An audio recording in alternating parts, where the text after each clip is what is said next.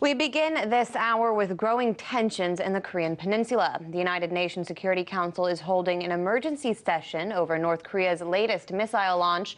The emergency meeting comes at the request of Japan, the United States, and South Korea. U.S. Representative to the UN Nikki Haley called the escalation alarming.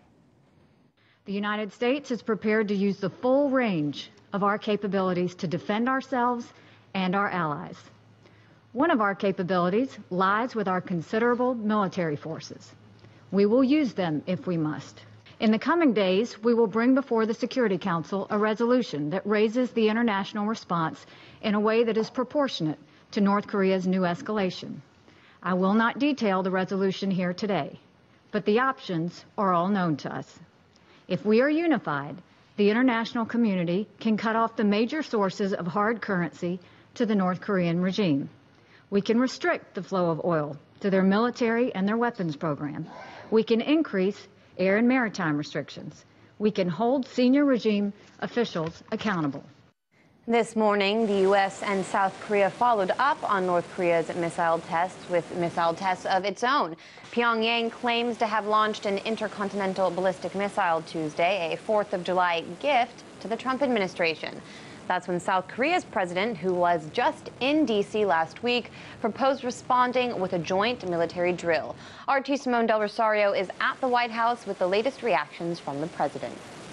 Tensions between North Korea and the United States have reached a tipping point as North Korea tests an intercontinental ballistic missile that theoretically has the potential to reach the United States.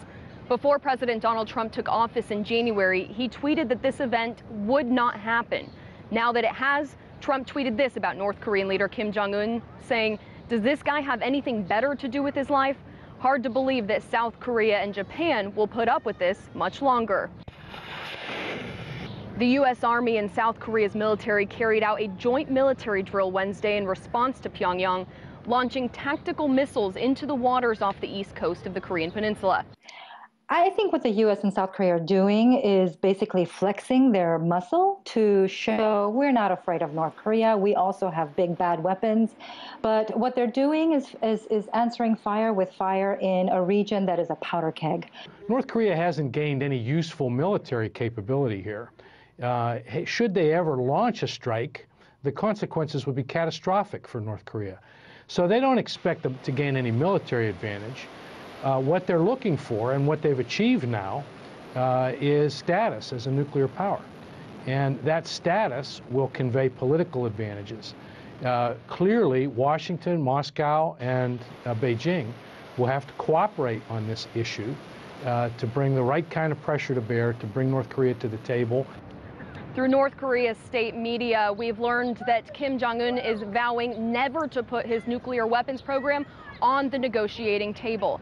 And he's urging scientists to frequently send big and small gifts to the American bastards, as he says, meaning more missile tests.